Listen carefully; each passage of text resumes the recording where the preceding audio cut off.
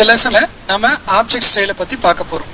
இதுக்கு முன்னால style paragraph style பார்த்தோம் இல்லைங்களா? அது எதுக்கு யூஸ் பண்றோம் அப்படின்னு பாத்தீங்கன்னா டெக்ஸ்ட குயிக்கா ஃபார்மேட் பண்ணிக்கிறதுக்காக.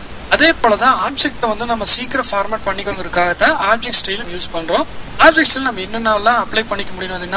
ஆப்ஜெக்ட் அப்ளை பண்ணிக்க முடியும், குரூப், ஃப்ரேம்ஸ் இதெல்லாம் நம்ம அப்ளை பண்ணலாம். அதுல என்னென்ன கொடுக்க முடியும்னு பாத்தீங்கன்னா strokes, fill, colour, transparency and drop shadows, text wrap எல்லாமே நம்ம கொடுத்துக்க முடியும் ஆப்ஜெக்ட் ஸ்டைல்ல. நம்ம அது எப்படி கொடுக்க போறோங்கிறத பத்தி தான் இப்ப பார்ப்போம். இந்த கமாண்ட் எங்க இருக்குன்னு பாத்தீங்கன்னா விண்டோ மெனுல ஆப்ஜெக்ட் ஸ்டைல் கிளிக் பண்றீங்க. ஆப்ஜெக்ட் ஸ்டைலோட பேனல் உங்களுக்கு ஓபன் ஆயிடும். இதுல டிஃபால்ட் ரெண்டு இருக்கும், பேசிக் கிராஃபிக் ஃப்ரேம், பேசிக் டெக்ஸ்ட் ஃப்ரேம். ரெண்டு ஆப்ஜெக்ட் இருக்கும். கிராஃபிக் ஃப்ரேம்னா நீங்க ஃப்ரேம் என்னென்ன கிரியேட் பண்றீங்களோ அதுக்கெல்லாம் அப்ளை ஆகும், பிளேஸ் ஹோல்டருக்கு மட்டும் அப்ளை ஆகாது.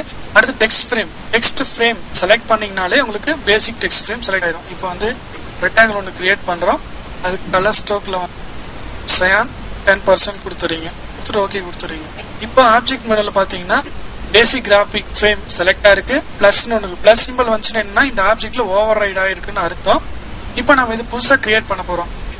கீபோர்ட் ஆல்ட் கீ பிரஸ் பண்ணிக்கிட்டு நியூ பட்டன் கிளிக் பண்றீங்க. அதுக்கு ஒன்று டெஸ்ட் 1 நேம் கொடுத்துட்டு ஓகே கொடுத்துறீங்க.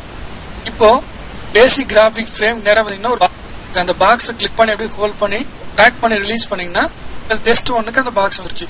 இப்போ நீங்க எந்த ரெக்டாங்கிள் ஓவலோ வரைஞ்சாலும் உங்களுக்கு பேசிக்கா நீங்க அப்படி என்ன ஃபில் பண்ணீங்களோ அதே எஃபெக்ட் தான் உங்களுக்கு வரும்.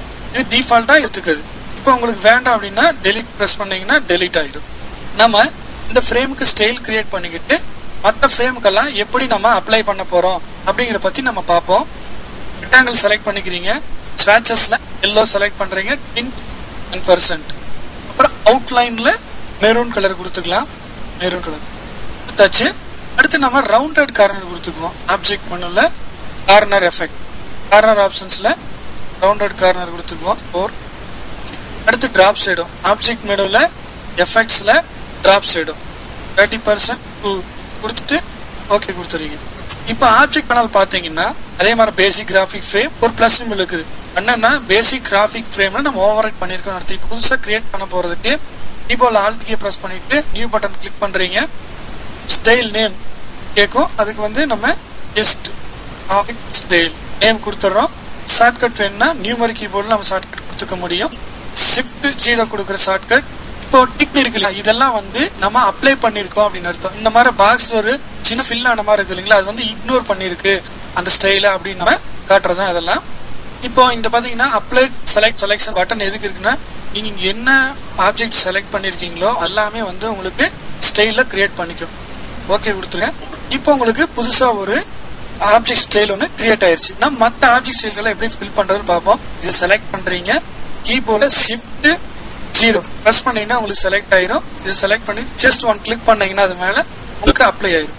இதுல நீங்க ஒன்ஸ் எடிட் பண்ணீங்கன்னா ஆட்டோமேட்டிக்கா எங்கெங்க அப்ளை பண்ணுவீங்களோ அங்க எல்லாமே உங்களுக்கு எடிட் ஆகும். ரைட் கிளிக் பண்றோம், edit best object style click பண்றோம். கிளிக் பண்ணிட்டு அதோட ஃபில் கலர் மாத்திரம் நம்ம ஃபில் செலக்ட் பண்றோம். சியான் ஸ்ட்ரோக் ப்ளூ கலர் கொடுத்துட்டு ஓகே கொடுத்துருங்க.